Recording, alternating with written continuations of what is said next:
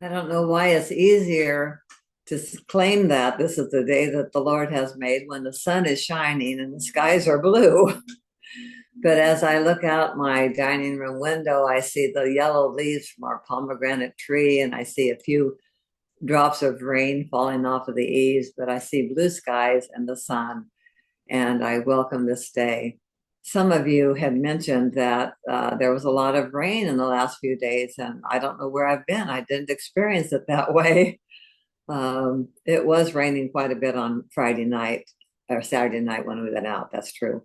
But overall, it's nice to have seasons come and go, and it's nice to have the sun come and stay.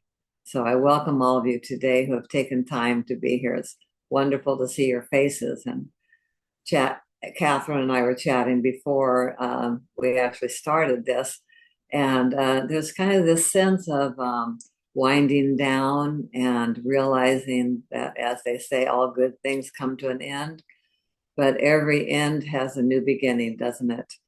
And so, even though our association here together is changing and evolving, the seeds that we have received as a result of being in this congregation are continuing to be spread abroad wherever we go in our individual lives.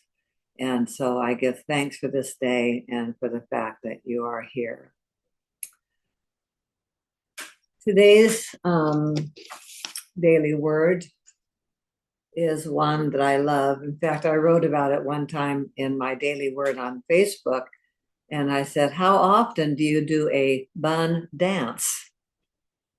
I just think it's fun to kind of look at the parts of that word abundance and say that we are abundantly blessed, and it is fun to do the bun dance.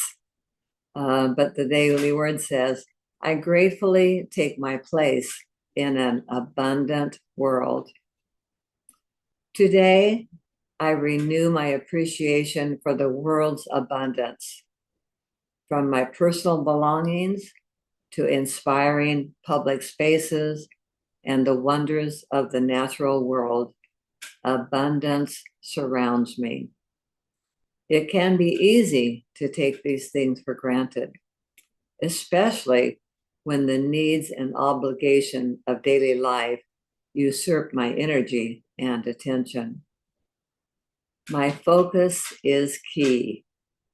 As I fill my senses with the beauty and goodness that surround me, I feel my gratitude for the world's bounty anew. God is the source of the abundance in my life. I am grateful for the goodness and grace of God that blesses the world and expresses at the point of me. I live abundantly, grateful for all I've been given and for my opportunity to give back to it. I live abundantly grateful for all I have been given and for my opportunity to give back to it. And from Philippians, the 4th chapter and the 19th verse, I quote, and my God will fully satisfy every need of yours according to his riches in glory in Christ Jesus. It is his will to give us the needs of our lives, isn't it? And we're so thankful for that. Well, that leads me to want to talk about our affirmations, which we say every week.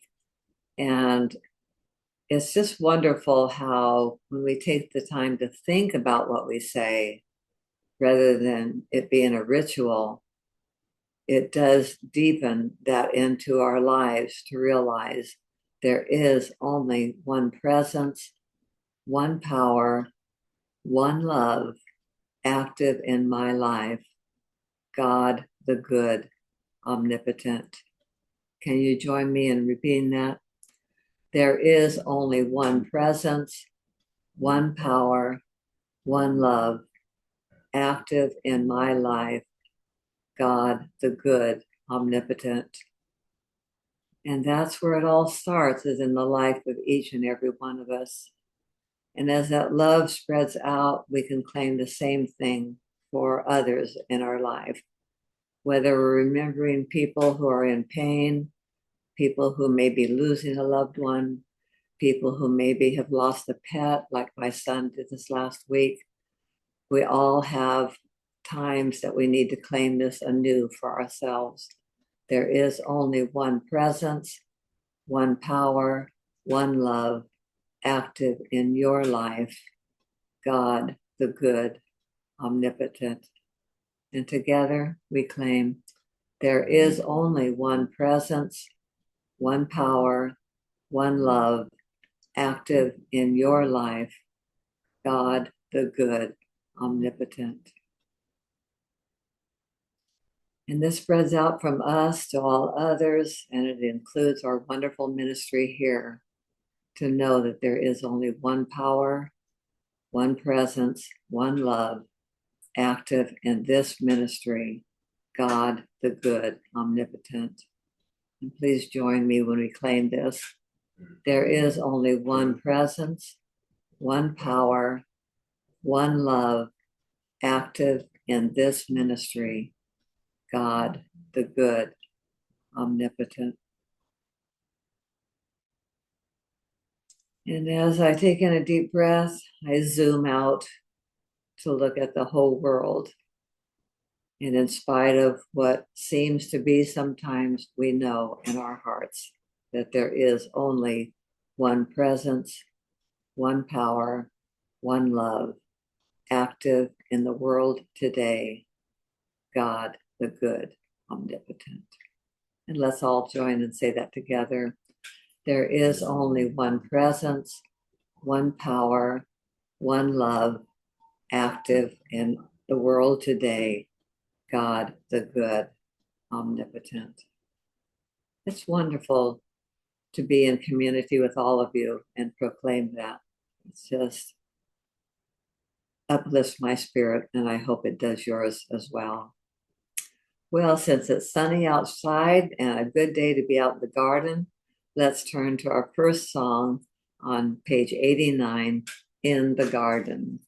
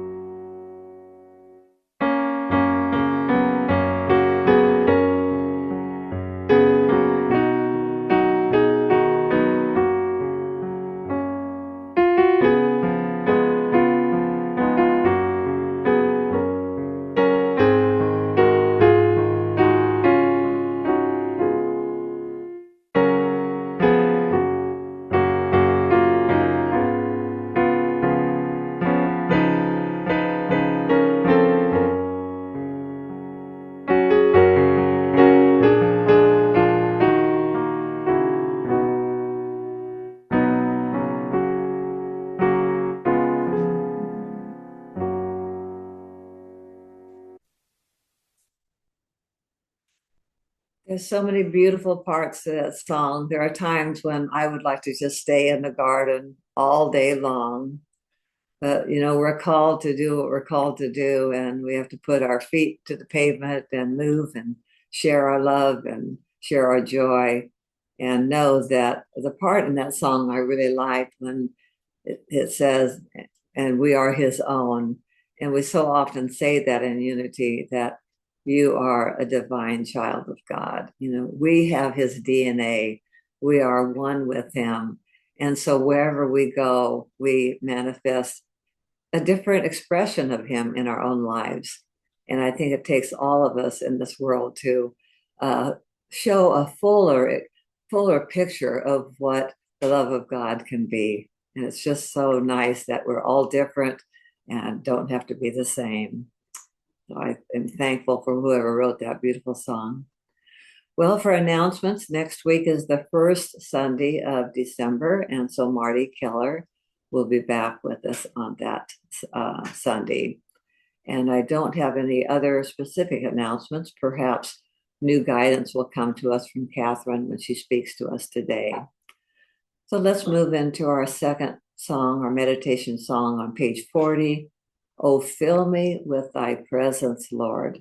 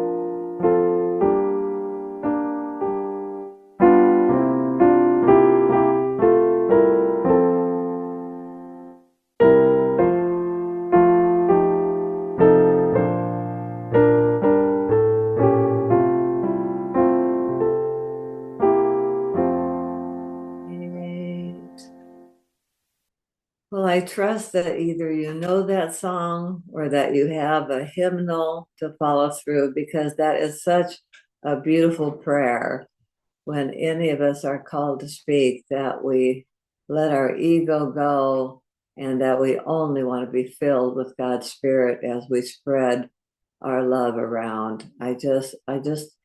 This always puts me in a place of humility to always want to be filled with God's Spirit and to spread that wherever I go.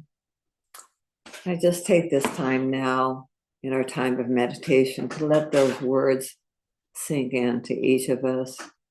How are we going to take all of what we have learned in our lessons together, all of the love that we have shared with one another, to continue ministering to whoever crosses our path as we go forward?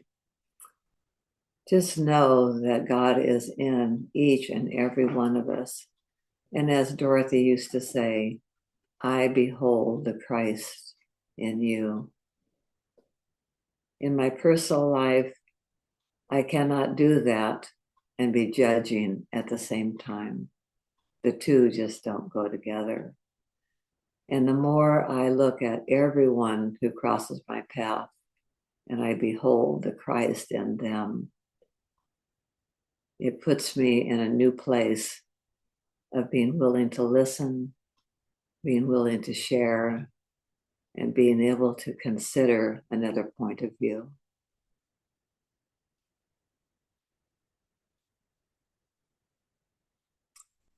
Recently, I heard a wonderful way of breathing. And it's a rather simplistic one. It's not a complicated one, but when we breathe in, if we could imagine ourselves being in the garden, in the rose garden, and breathing in that wonderful fragrance.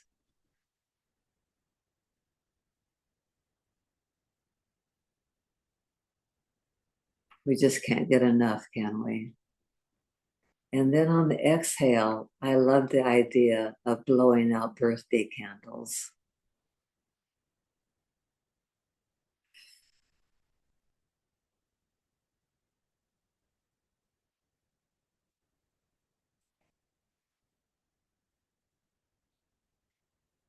And truly, the language of God just might be silence.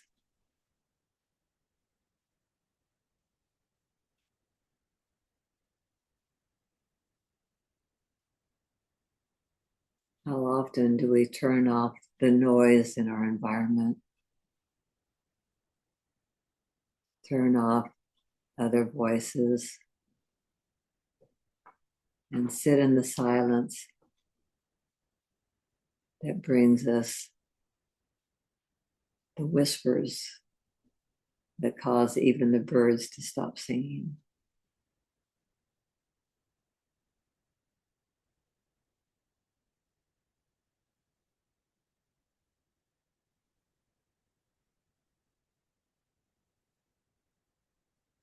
And as we go throughout this week, we will all be celebrating Thanksgiving in a number of ways. And because we won't be together on Thanksgiving, I want to read the daily word for that day. I am thankful for my many blessings. I count my blessings every day, from the smallest gifts to the ones that make my heart sing. I value them all and appreciate the uniqueness of each one. I am grateful for my family and friends, for people who support me no matter what. I appreciate my environment, the beauty of the dawning sun, the breeze on my face, the birds that sing outside my window.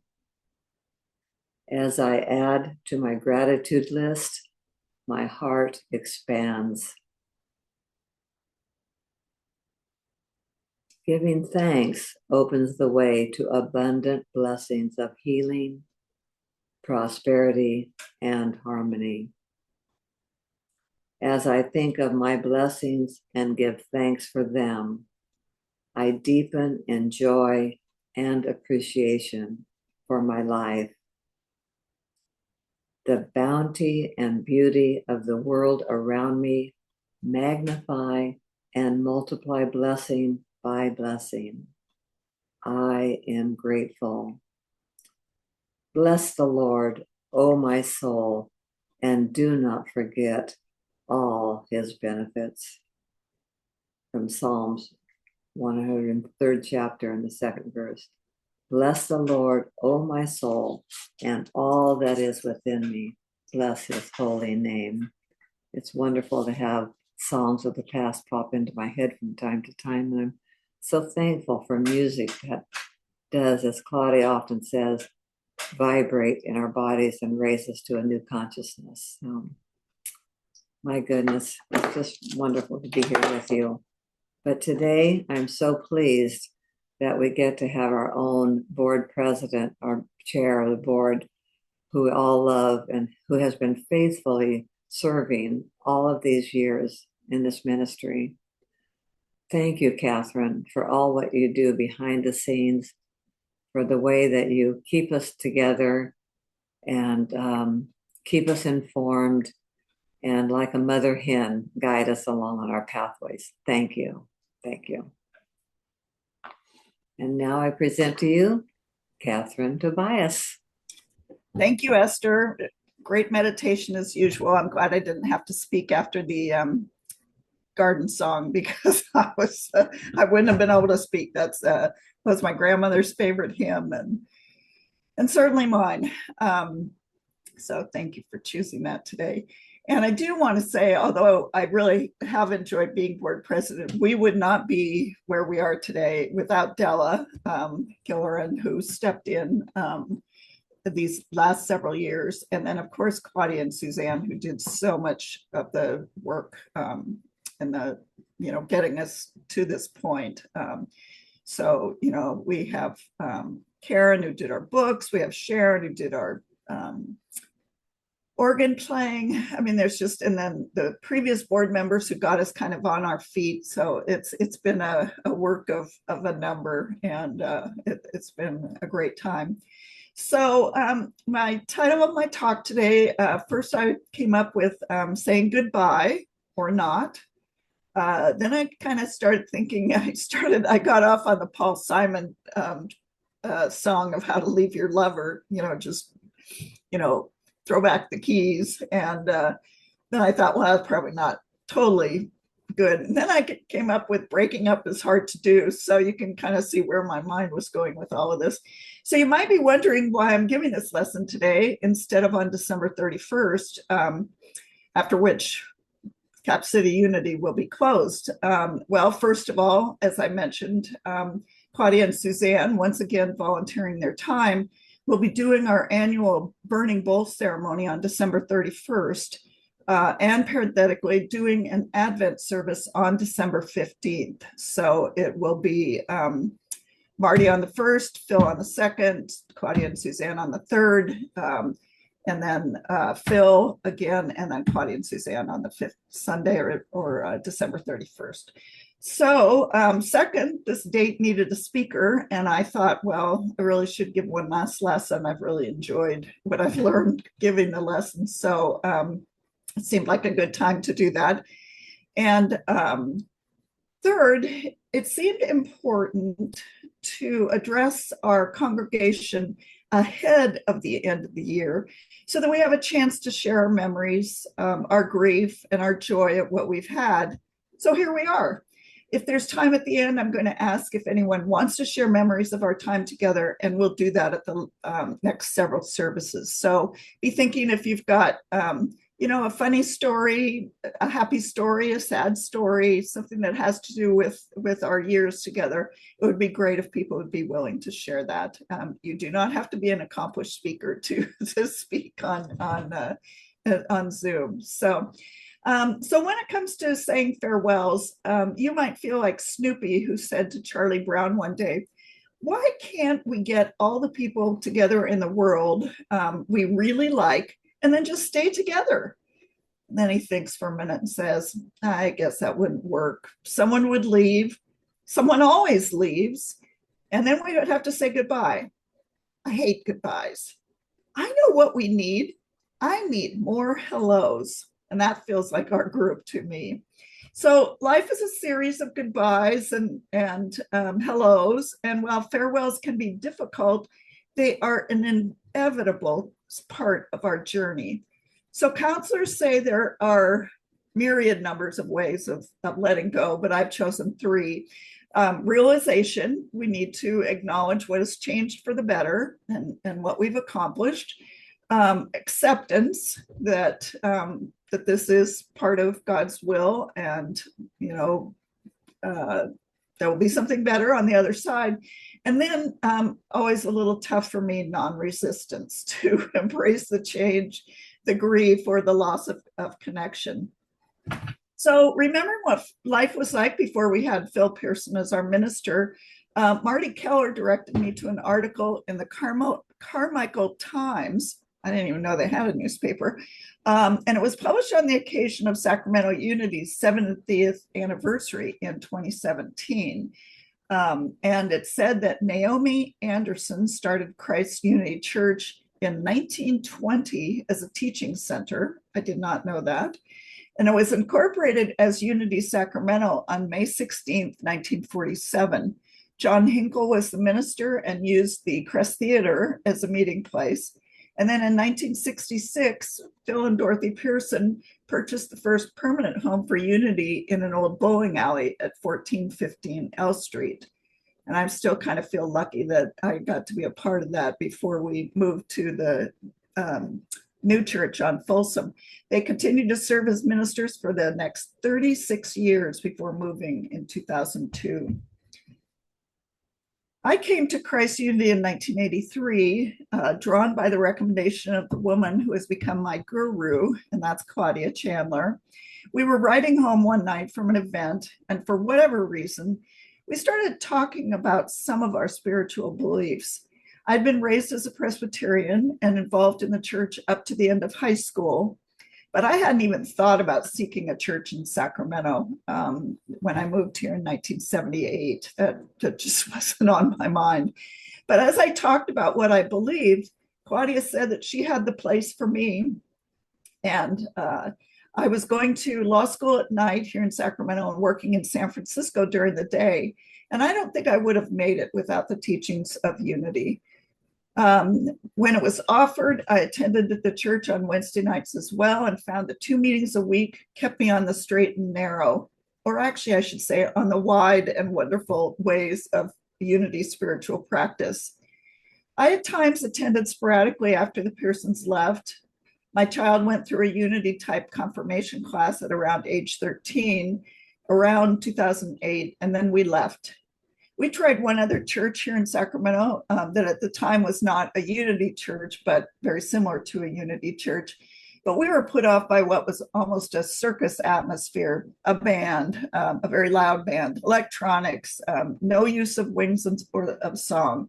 And we did without for a while, especially after a ministerial search switcheroo at that church that really rankled. So in 2017, when Claudia's daughter was getting married, Phil was there. And I asked him if he was ready to come back to Sacramento and start up another church. He looked surprised, but he said, well, that was something to think about. And off we went. What a miracle to have Phil available to all of us for another couple of years. It was an extremely amazing time and provided the wherewithal of support after Phil moved on, continue Capital City Unity at our lovely building in the park. Thanks to Della and Suzanne for finding that spot for us. Due to the volunteer work of Claudia and Suzanne, we were able to keep expenses down and continue. When the pandemic hit, we went on to Zoom, and that turned out to be a blessing in disguise because we were able to bring Phil back on Zoom from Reno. We all know there are blessings to be held everywhere, even in the middle of a worldwide virus. There are so many ways to say goodbye. Did you know that goodbye is short for God be with you? I think I knew that once, but it seemed like a new fact when I read it in preparing this talk. I've said a final goodbye to several friends over time, wishing I had spent more time with them. But in this case, I feel pretty good about my church commitment. Years ago, when Emma was small, I ran into a woman in the daycare area and we got to talking. She said that it was very hard to get to church when you had kids and so many other things going on. But their rule was if they were in town, they were in church. I adopted that as my rule, and it's been a good one. I know people who say goodbye for now. I kind of wish that I had always used that because we all know that we will see each other again, whether it's on this plane or another. We've got until you meet again. But that always reminds me of Roy Rogers and Dale Evans. Happy trails to you until we meet again. We've got catch you later. We've got peace out. I never understood peace out, but I did look at the history of it as I was writing this. And one suggestion is that it's a combination of Dave Garroway, who in the 50s always said peace at the end of his newscast. The hippies in the 60s said, used peace as a way to leave. And then radio communicators said out at the end of their transmission. So peace out is where that came from. Have a great day. Aloha. A hello or goodbye. The literal translation of aloha is the presence of breath or the breath of life. We have go with God. We have adios. I commit you to God. I'll see you next time when you come to visit, or farewell. Bon voyage, good wishes. And sometimes goodbye is said without love. You haven't seen the last of me. Have a nice life. Hasta la vista to shine someone on, thanks to the Terminator in 1991. We understand the significance of saying goodbye, along with love, sorrow, and blessing when someone is following God's will, departs from our lives. Just like the Apostle Paul in Acts 20:17-38, who bid farewell to the church in Ephesus, we too face the change that comes with parting. When the Apostle Paul met with his beloved friends in Ephesus, he was passing through the area on his way back to Jerusalem. For the Ephesian Christians, Paul must have been a rock of sorts. He was the one who started the church. He trained its leaders. He offered years of encouragement and instruction. When there were theological questions, he had answers.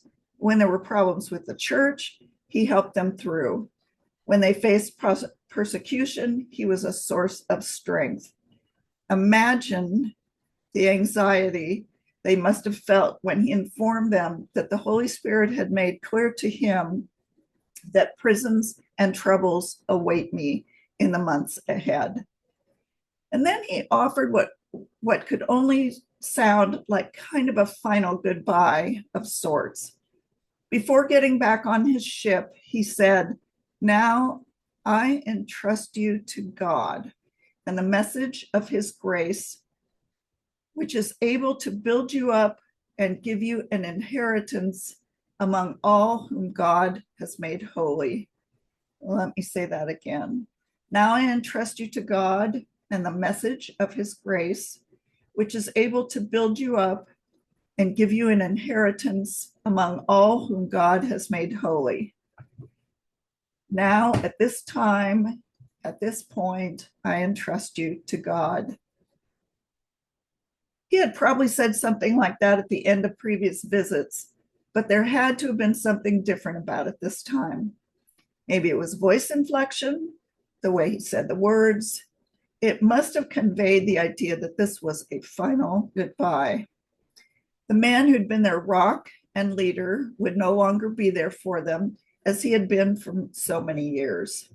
Can you imagine the uncertainty that they must have felt about their future? Verse 37 says that they cried uncontrollably as they embraced him for the last time, forever. I have to believe that Paul felt the same pain and uncertainty when he stood on the deck and waved goodbye to his friends. He didn't know what their future would be, and he certainly didn't know what his future was going to be. But he did know one thing, and he knew that what he should be doing in circumstances like this. He entrusted them to God.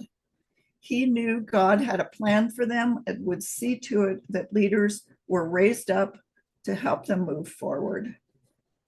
Think back on the times that you've said goodbye. One of my first big goodbyes was when my family moved from Los Angeles area to a rural area south of the Bay Area, Hollister. I was 14, and it was really difficult to say goodbye to kids that I'd known most of my life. That was tough. But I didn't even get to say goodbye to most of them because we moved in October of 9th grade. So school had started in Los Angeles, school had started in Hollister, and it was a rough move. I felt like I'd been exiled to the 1950s. This was 1965, and I felt like I'd been exiled to the 1950s with all the girls wearing tennies and bobby socks.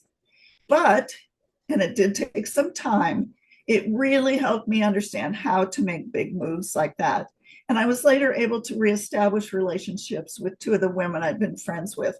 So it was really, when I said goodbye, it was goodbye for now. I didn't have a hard time with high school goodbyes. I could hardly wait to get out of that little town. And with college, people came and went all the time, transferring to other schools. quitting or taking a semester off, I knew I would see the ones I treasured again. I have had a couple of hard goodbyes. My college roommate died at age 30. My sister died at age 40. Friends dying far before it seemed reasonable. But by that time, I was comfortable with the idea that I would see them again somewhere, someplace. So although it was very difficult, it wasn't crushing. So why is it so hard to say goodbye? Well, one obvious answer is that it's that way by design. It's our human nature to be in relationship with people. And as those relationships grow and deepen, we become emotionally connected. You might even say that we become attached at the heart. We come to love each other. If and when the time comes where we have to take leave of those with whom we've been emotionally connected, it hurts. It can feel as if the relationship is being torn away, like Paul and his people at Ephesus. However, I suspect that there's another less obvious reason saying goodbye can be so painful, and that is that it has to do with the discomfort of not knowing what's to come.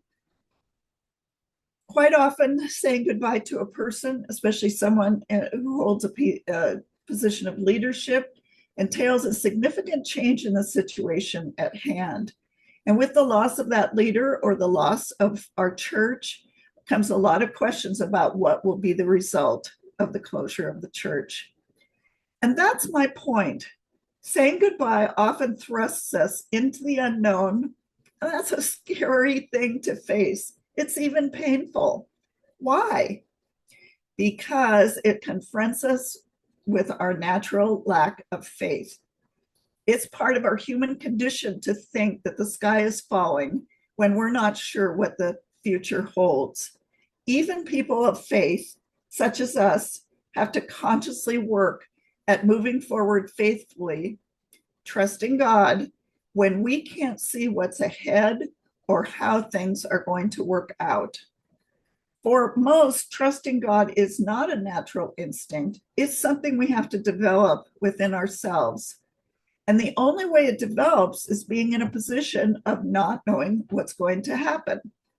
But when we do entrust our unknown futures to God, then we soon discover that God has a way of working things out, even if often it becomes a different solution than what we had in mind.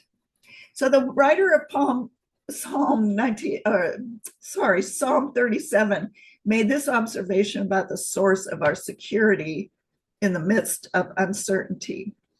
And the psalmist said, "A person's steps are made secure by the Lord when they delight in his way. Though they trip up, they won't be thrown down because the Lord holds their hand."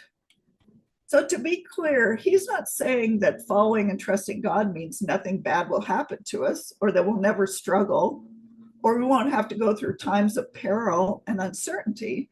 That would be a misreading of the testimony.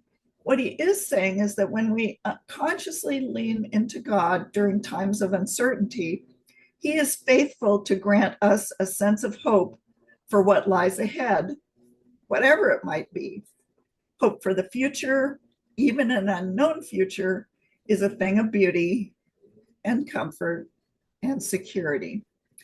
I am certainly better off in every respect since I started at Unity in 1983. I finished law school, I passed the bar on the first time, I've had several dream jobs, and I still have one of them. When I was thinking about having a child, it was the first and only time that God spoke directly to me and pointed the way. I'm financially comfortable. It's hard not to say knock on wood, but we know it's not coincidence or even good luck. It's the result of putting yourself in God's arms and hanging on faith, trusting on how the path unfolds. We also want to appreciate what we will miss. Having a weekly commitment to hear, study, and enjoy the practical aspects of Christianity has made a lot of difference to me. The value of having both Phil and Marty to lead us was immeasurable. And I am really going to miss singing out of our wings of song. I've looked around for another simple service and I haven't found one yet. That might be the toughest thing to bear. As we heard from Phil just a few weeks ago, we might need to adjust our attitudes about dying. We might need to adjust our attitude about loss as well. Our physical body has a beginning and it will have an end. In the Western world, we tend not to be very comfortable about death in any form. We tend to deny and lament endings. Instead, we need to honor death and to see it for what it is, a transition to another state, neither good or bad. Parenthetically, I'm talking about mostly death in later years when this is expected at some point, not the unexpected death that we see with children or whatever. So I'm kind of talking in general. We need to fully deal with an ending. If we don't fully acknowledge the impact of the loss on our life, we tend to carry the unfinished business of the past into the future. We make statements like, well, let's forget about the past, or we need to get on with life, stop the sorrow, stop the wailing, move on. These simplistic cliches can be used to deny our true feelings about an ending. Every ending is a loss, and grief is a normal response to loss. A normal reaction to loss is to try to protect ourselves from that pain. We may not get the emotional support we need in that situation. And as a result, many of us carry an unacknowledged burden of grief. And each ending may trigger this unresolved grief from the past, as well as from the current loss. And thus, a loss, especially an unexpected ending, doesn't fit into our vision of ourselves as well-oiled machines. What we want to do is honor endings, but not worship them by giving the loss more power than it deserves or to make it bigger than it needs to be. We want to honor the impact that this has had on our life, honor the people and the experiences that were important, honor the divine wisdom and order that governs every aspect of our life, if we but have the eyes to see it. And we need to turn to God during these passages. And yet, this is often the most difficult move because in that loss, our faith in God is shaken.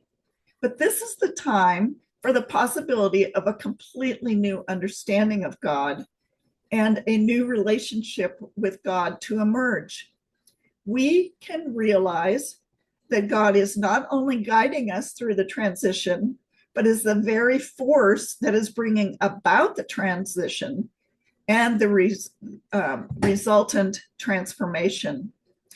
So again, according to Paul, he offered what could only sound like a final goodbye of sorts.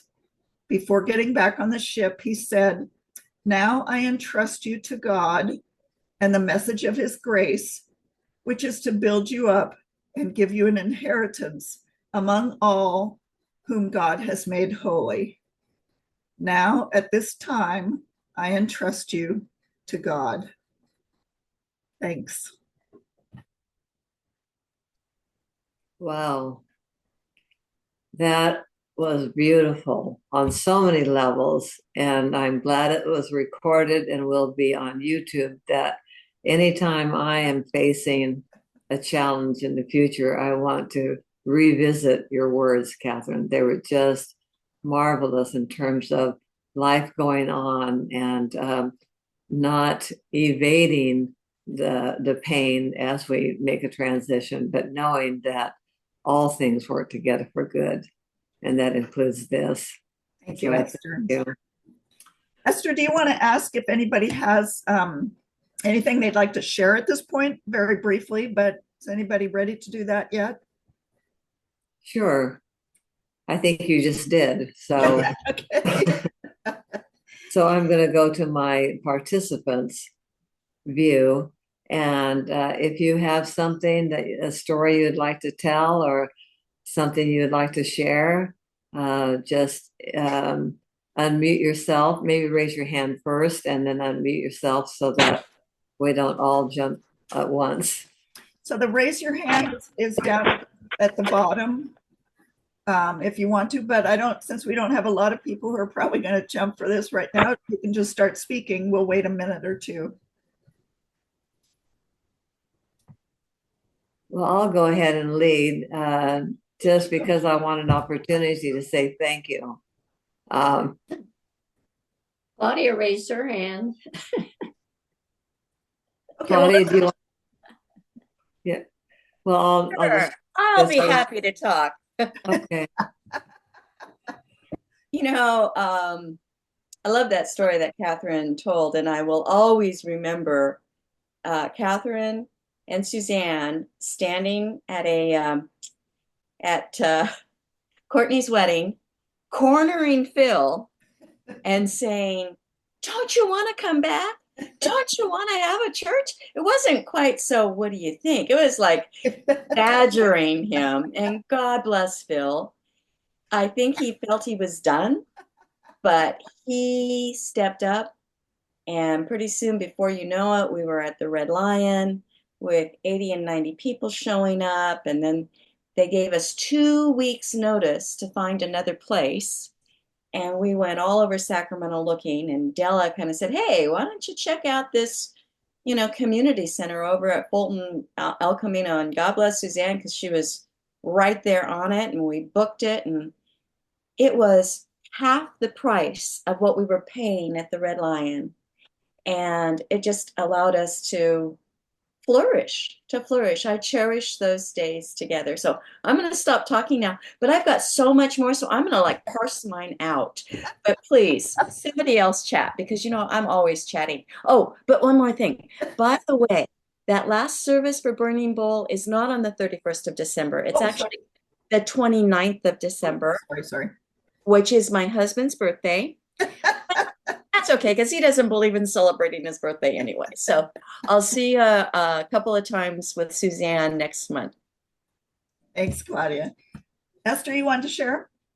Yes, I too came into Unity after a divorce when I felt like an outcast in the traditional church.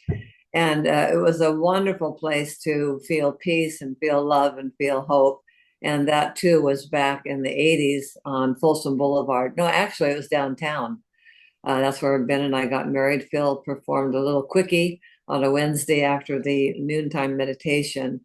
And then there was that period of time when he evaporated from us for a while, and we kind of struggled and looked for a place to be. And one day I just got this inspiration. I wondered whatever happened to Phil and Dorothy. I had no clue. I had not been in touch with them. And I went to Facebook and I learned this was in January after he had just come back from the wedding and from having established the church. And it was just so wonderful to have that leading to find him on Facebook and find out he had just come back. And of course, we've been back ever since. So I just am so thankful for the way that I've learned even more and more about putting my practical Christianity beliefs into day-to-day practice and to have them be so universally applicable. It's just a wonderful place. And I am thankful that I have had an opportunity to serve as one of the platform assistants. It's caused me to grow. Thank you. Yeah, I was negligent not mentioning our meditators as well. We've had Jackie. I'm sure I'm going to leave somebody out here. We had Brandy. Who else did we have? Connie. And then the people who were at the start of when we started back up the old Gail thing. So Gail, thank you. Suzanne, Tom, who just passed. Yes, right? Great.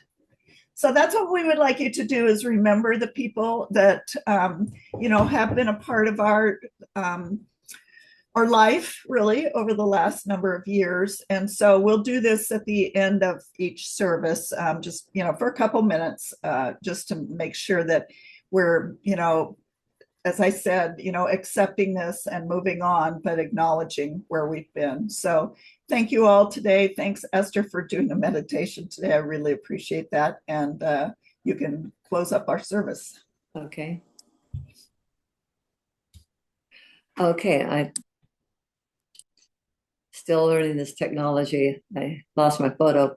Yes, thank you. And as we come to a transition time, we still have expenses that go on, and appreciate your love and your support, and continuing so that things will be wound up in a very positive way.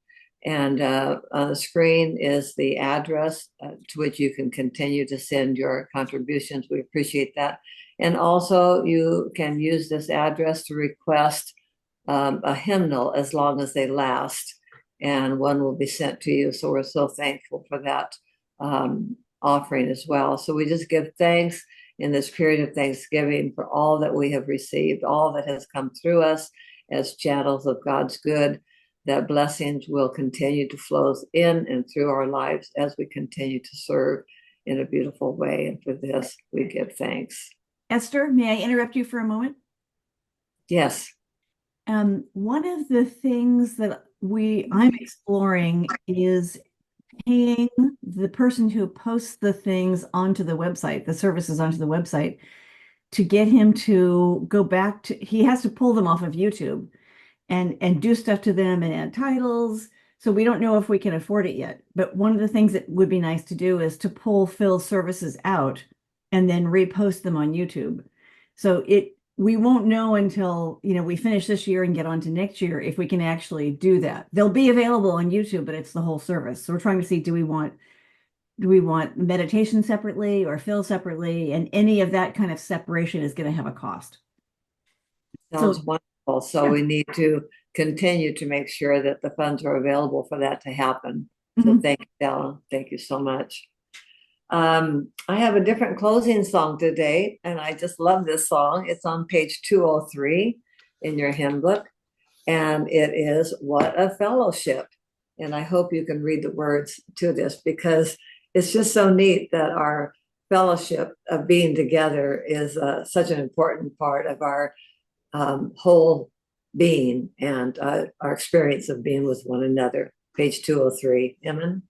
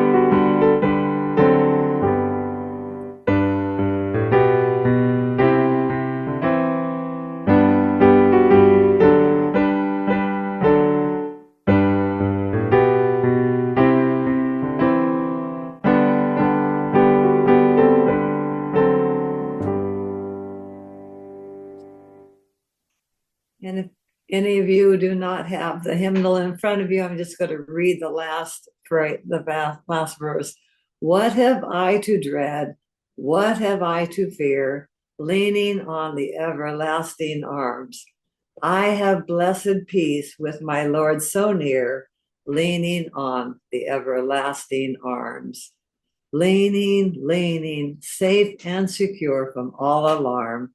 Leaning, leaning, leaning on the everlasting arms. And with that, I invite you to all unmute, and so we can join together in a chorus with our prayer for protection.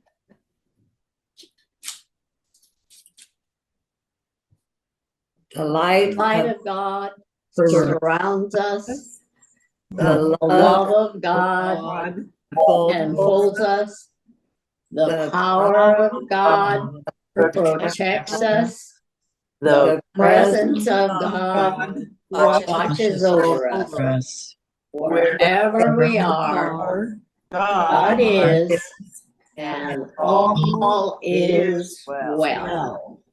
Thank you, Catherine. Thank you, Catherine. Oh, that was great, Catherine. Thank you, Thank Catherine. you, It was Lillian. lovely. Thank you, Yes. Catherine. Thanks, Well done. everybody. And thank you for holding the church on for all this time. That was, you and Della are amazing. Thank you. Could not have done it without Della. Amen, you two sisters. Amen. Aw, shucks. All right, everybody. See you next week. Have a great Thanksgiving, everyone. Oh, yes. Happy Thanksgiving. Yeah. Happy Thanksgiving.